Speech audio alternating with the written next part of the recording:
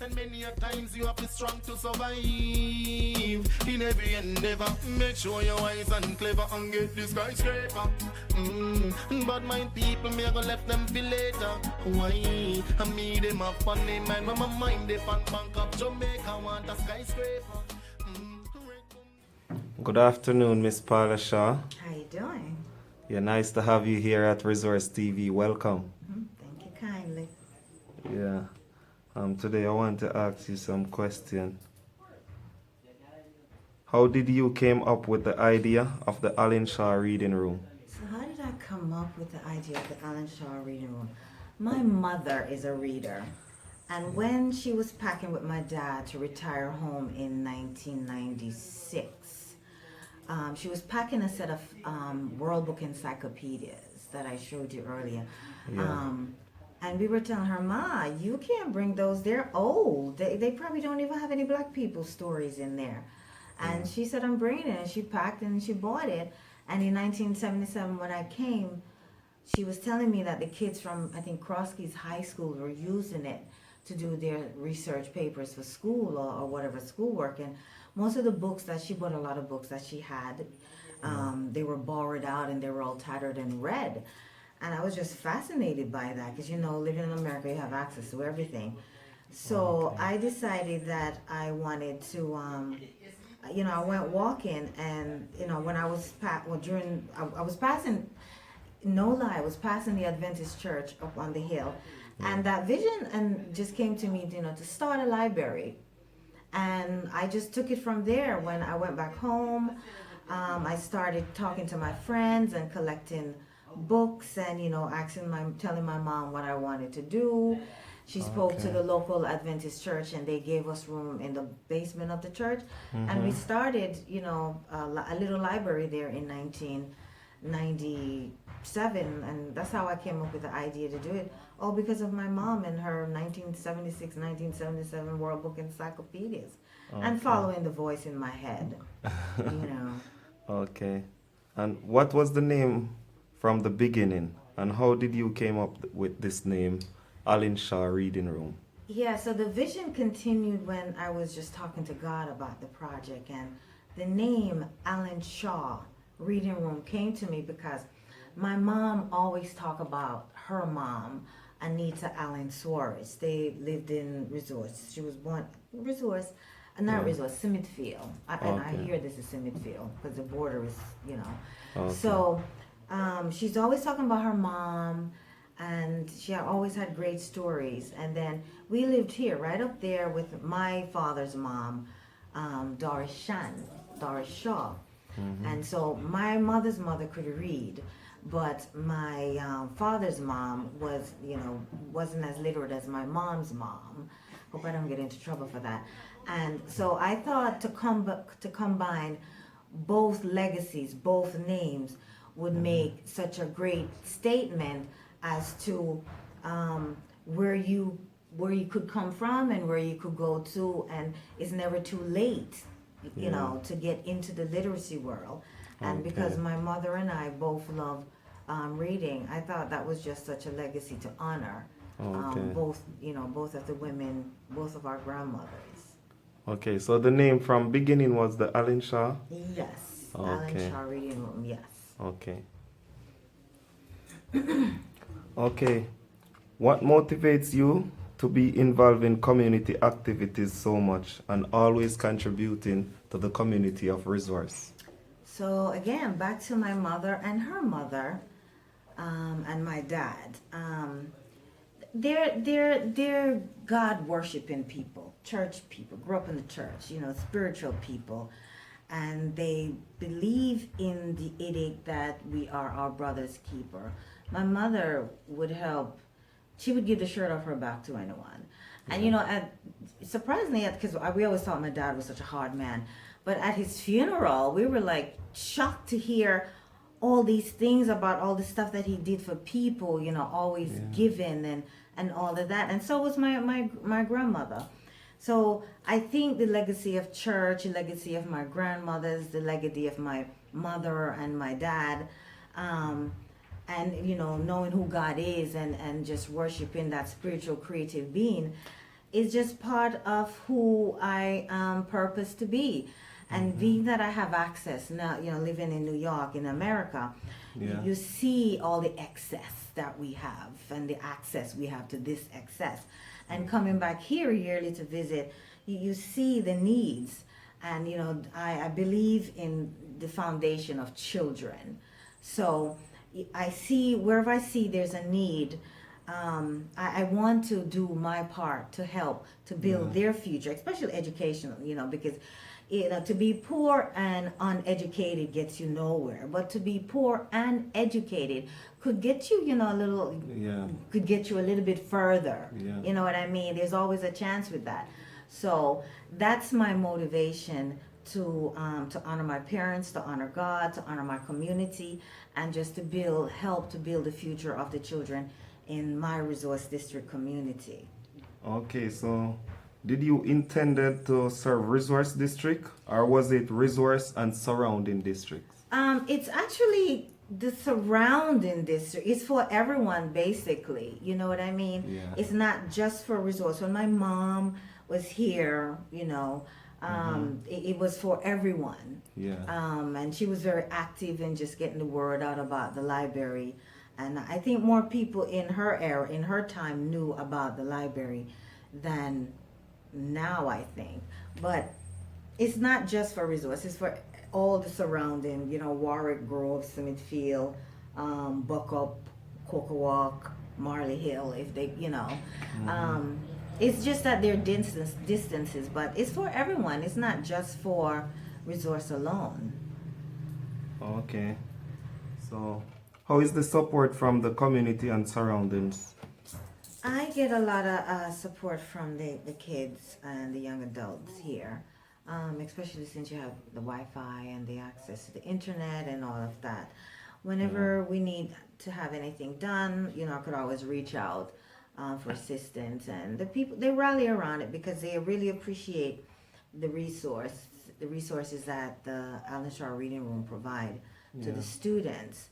So I'm very happy for the support that I'm receiving from the community. So, is the Allen Shaw Reading Room achieving the goals it was set out for? Yes, it is, because our objective was to provide a large resources of reading books, computer technologies, and access to the internet. So yes, we've gotten there. Thank God for Flow. With now that they weren't every shrub, bush, and tree, was able to get good, strong internet, because I've gone through lots of different internet providers that really didn't work, but Flow has been keeping strong with the access and all of that. So yeah, we've achieved the major goal of providing large body of books, access to technology, especially internet.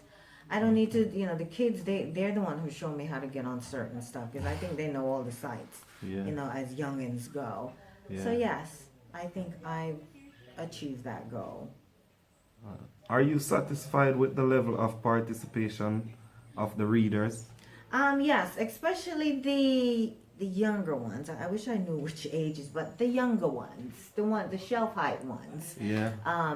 They are readers. I mean, and even if they don't read, they would come pick their books and flip through and look at pictures or paint. The young adults read a lot. Most of the girls, boys are just hard to pull in, but depending on the type of books you get, they would. They're mostly on the internet.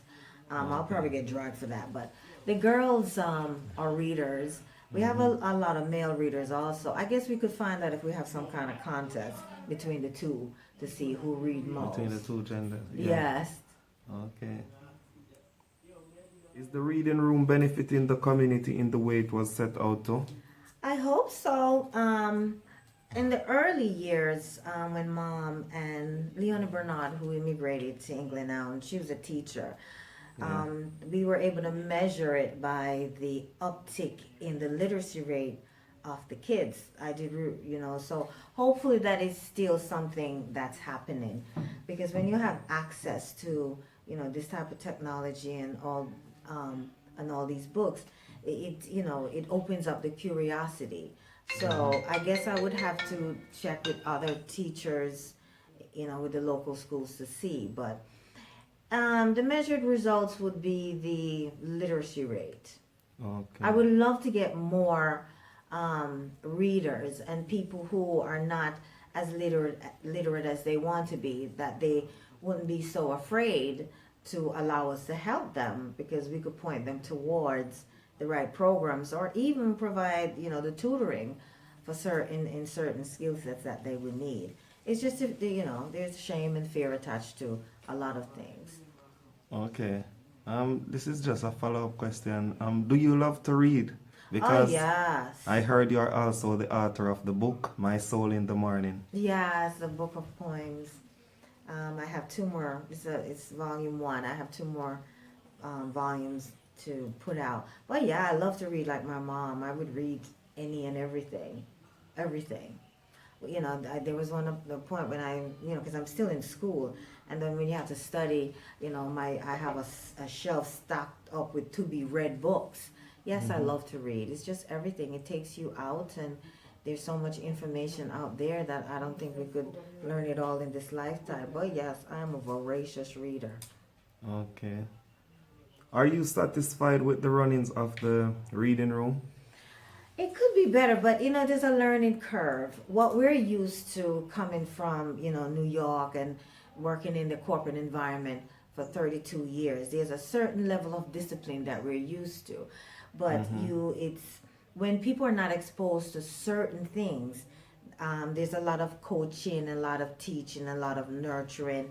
And for the ones who want to take it to a certain level in, their working life, it would benefit me greatly if the interest is shown, the concern for the community is shown.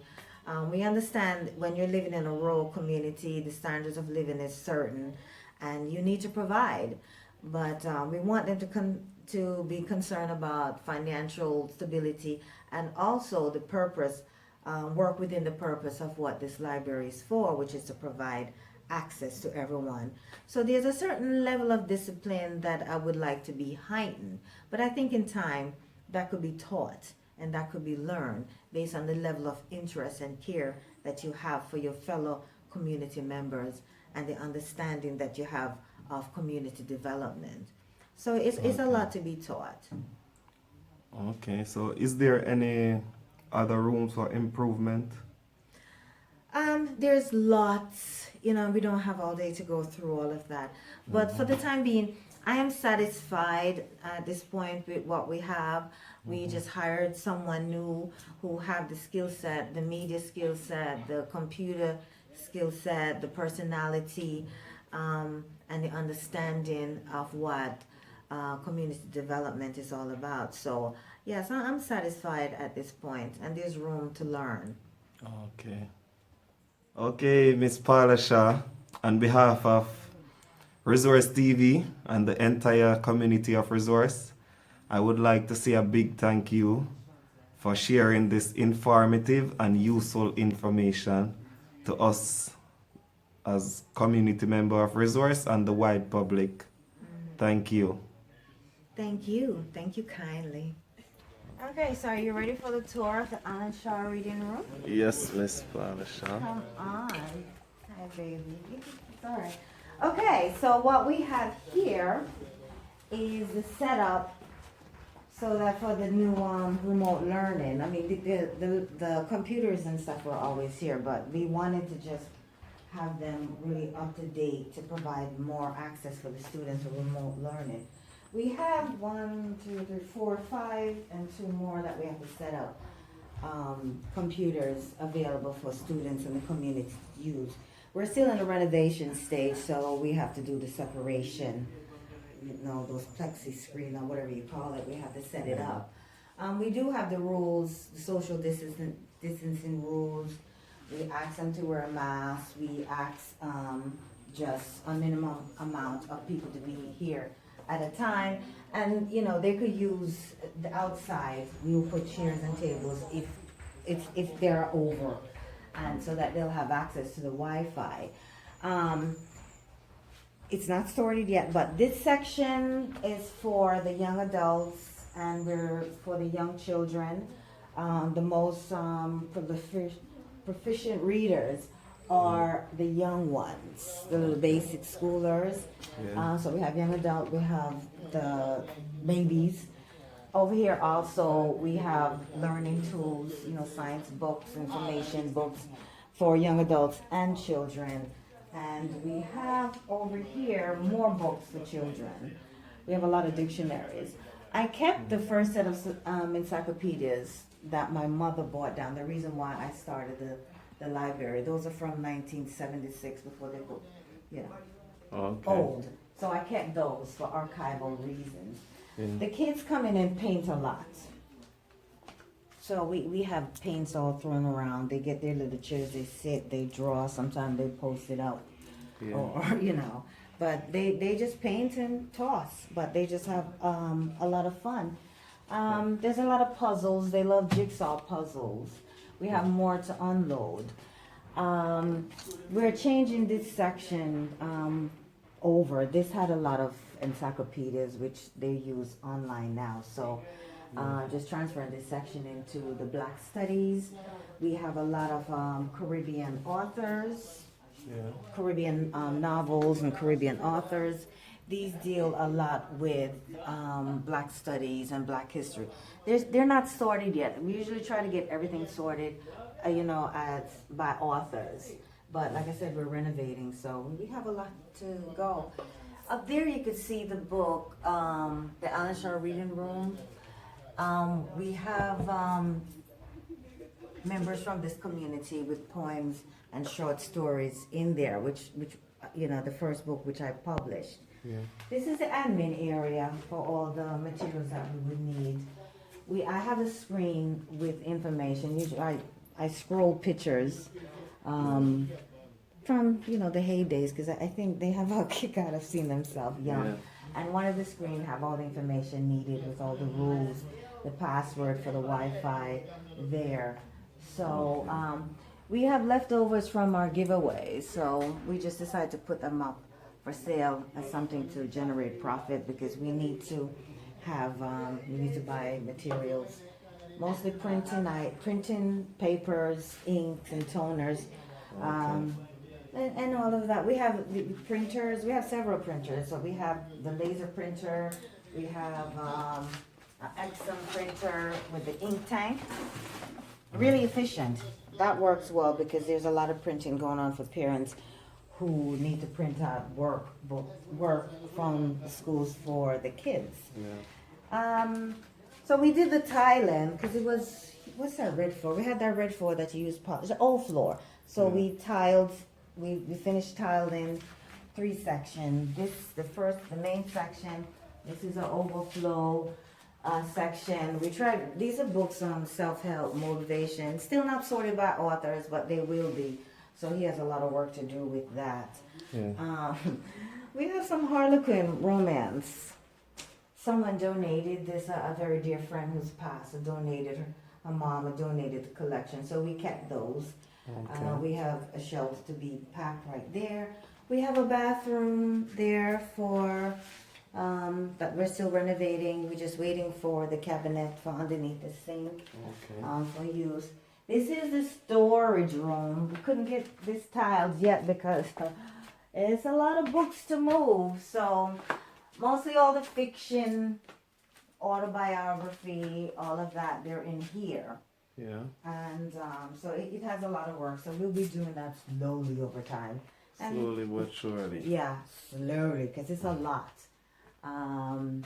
The overflow of printers, and we keep it as a storage area for the sanitizing, the Lysol spray, and all of that. So, yeah. So that's the tour of the Alan Shaw Reading Room. I mean, the goal is to really just get something at the side or on top. Eventually, one day. Don't know when, but we'll get there. Okay. Yeah.